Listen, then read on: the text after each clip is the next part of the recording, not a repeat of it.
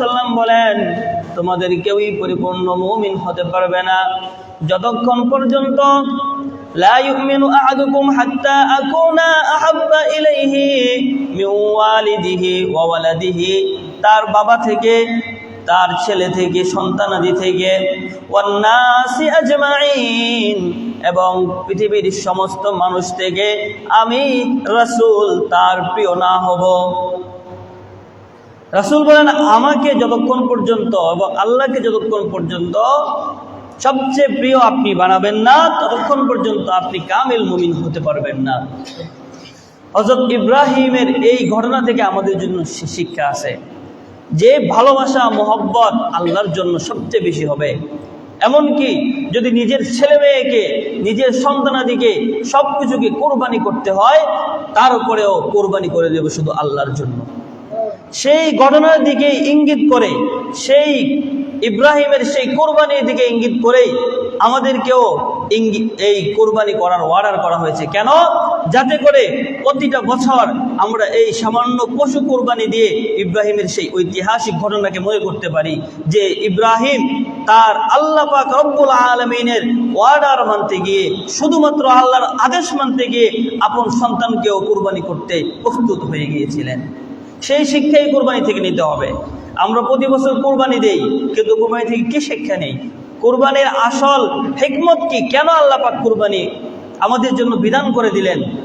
কোরবানি এই জন্যই বিধান করেছেন যাতে ইব্রাহিমের সেই ঘটনাকে আমরা স্মরণ করতে পারি যে শুধু আল্লাহর মহব্বতে, আল্লাহর ওয়ার্ডার মানার জন্যই ইব্রাহিম নিজের সন্তানকেও কোরবানি দিতে প্রস্তুত হয়ে গিয়েছিলেন। সেজন্য আমাদেরকেও এই ঘটনা থেকে শিক্ষা নিয়ে এই জন্যই প্রস্তুতি নিতে হবে যে যদি দ্বীনের জন্য, আল্লাহর জন্য, আল্লাহর রাসূলের জন্য নিজের জান মাল, আপন সন্তানাদি কোরবানি দিতে হয়, তবুও আমরা কোরবানি দিতে প্রস্তুত থেকে যাব। শুধু এই পশু কোরবানি নয়। তো পরে আল্লাহ কি বলেন? ফালাম্মা আসলামা ওয়া তাল্লাহু লিল জাবিন ওয়া নাদাইনাহু আইয়া ইব্রাহিম।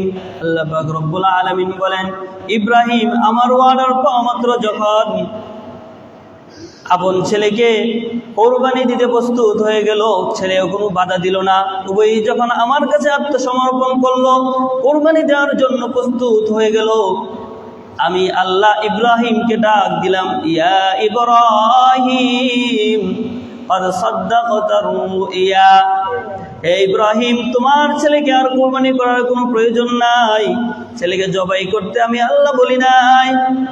তুমি স্বপ্নের মধ্যে যা দেখতে পেয়েছ, স্বপ্নের মধ্যে যা দেখেছিলে সেটা বাস্তবায়ন করে ফেলেছ। আসলে আমার উদ্দেশ্য আপনাকে, তোমার ছেলেকে কোরবানি করা ছিল না, বরং আমি তোমাকে একটা পরীক্ষা করেছিলাম। ইন্না হাযা লাহুয়াল বালাউল মুবিন, এটা তো ছিল শুধু আমার পক্ষ থেকে একটা পরীক্ষা। সেই পরীক্ষায় ইব্রাহিম পাশ হয়ে যান আল্লাহ পাক রব্বুল আলামিন। এই জন্যই ওয়াতারাকনা আলাইহি বিল আখিরিন, সেই জন্যই এই কাজটি এত পছন্দ হয়েছিল আল্লাহর কাছে। কিয়ামত পর্যন্ত যত মানুষ আসবে সবাইকে কুরবানি দিতে হবে।